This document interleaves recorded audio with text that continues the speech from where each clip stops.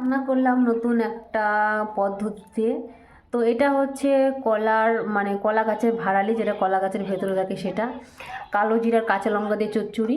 আর এখানে হচ্ছে সাদা ভাত, আর হচ্ছে এখানে চালের সিদ্ধ, আর যে পাঁপড় ভাজি। আর সব থেকে যেটা সুন্দর সেটা হচ্ছে মটর ডাল। ভাড়ালি আর ডাটা দিয়ে করেছি মটর ডাল। আজকে হচ্ছে বৃহস্পতিবার, সম্পূর্ণ নিরামিষ, তাই আজকে এইটুকু রান্না হয়েছে। তো আমার তো এইসব খেতে একদমই ভালো লাগে। এই যে ভাড়ালি, একটু খেয়ে দেখি কেমন হয়েছে। তো চলো খেয়ে নিই, তারপর তোমাদের সাথে শেয়ার করি কেমন হয়েছে। তো তোমরা কে কে এরকম খাও আমাকে কিন্তু অবশ্যই জানিও। তো চলো একটু টেস্ট করে দেখি কেমন হয়েছে। তো এরকম করে ভাড়ালিটা নিলাম আর এরকম করে মাখিয়ে খেয়ে দেখি। ভালোই হয়েছে, দারুণ।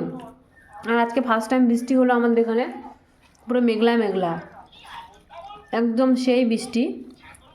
তো চলো খেয়ে নিই।